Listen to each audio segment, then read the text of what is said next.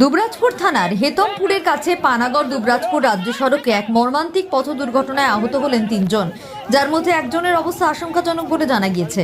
ঘটনার জেরে এলাকায় ব্যাপক চাঞ্চল্য ছড়িয়ে পড়ে। স্থানীয় সূত্রে খবর, রবিবার বিকেলে একটি ছোট 4 চাকা গাড়ি রানীগঞ্জ দুর্গাপুর হয়ে নলহাটের দিকে যাচ্ছিল। হেতমপুরের কাছে পৌঁছতেই আচমকা গাড়িটির সামনের ডান দিকের চাকা ফেটে যায়। নিয়ন্ত্রণ হারিয়ে গাড়িটি রাস্তার উল্টো দিক থেকে আসা একটি লরিতে সজোরে ধাক্কা মারে। সংঘর্ষের তীব্রতা এতটাই বেশি ছিল যে লরিটিও নিয়ন্ত্রণ হারিয়ে রাস্তার পাশে থাকা একটি মোটর বাইক ও একটি এনজিও অফিসে গিয়ে ধাক্কা মারে। ফলে মোটর বাইকটি ভেঙে চুরমার হয়ে যায়। এই ঘটনায় ছোট গাড়িটিতে থাকা 3 যাত্রী গুরুতর জখম হন।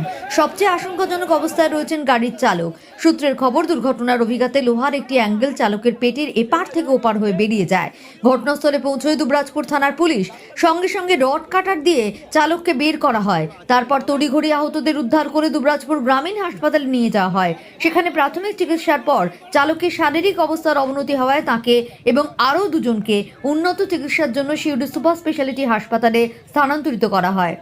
আমি প্রতিদিনের মতো আমাদের অফিসে যে আছে সেখানে আমি কাজ করছিলাম। এখানে আমার বাইক থাকে প্রতিদিন নিয়মিত। এখানে বাইকটা ছিল, আমি ভেতরে কাজ করছিলাম। একটা আওয়াজ, ওই আওয়াজটা প্রথম শুনি আমি। তারপরে আওয়াজটা শুনে আমি বাইরের দিকে আসতে থাকি, তখন দেখছি গাড়িটা ছুটে আসছে একদম এই দিকে। তখন আমি ভিতর দিকে চলে যাই। ভিতর দিকে যাওয়ার জন্য এখানে জোরে যে আওয়াজটা হয়, তখন বাইক সমেত একদম আমার ইয়েটা হয়। এই সমস্যা বলতে কি হয়, আমার বাইকটা পুরোটাই শেষ হয়ে গেছে, বাইকে কিছু নেই। আর এই যে বাড়ি আমাদের যে অফিসে যে আছে দেওয়াল আছে, সেই দেওয়াল পুরোটাই ভেঙে গেছে।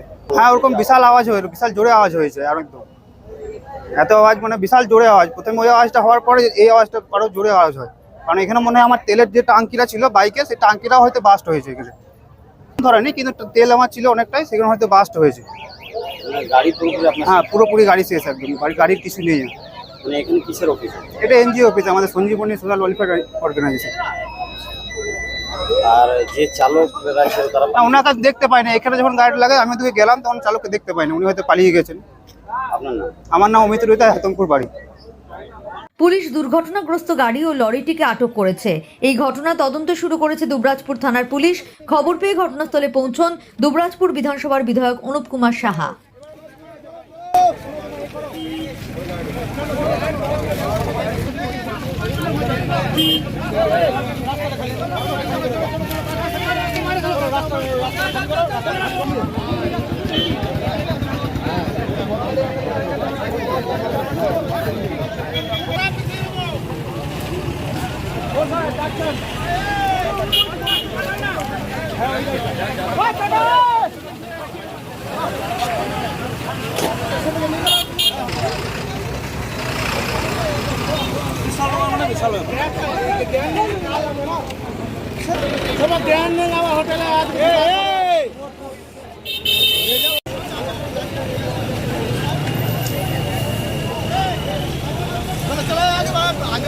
आगे बढ़ा।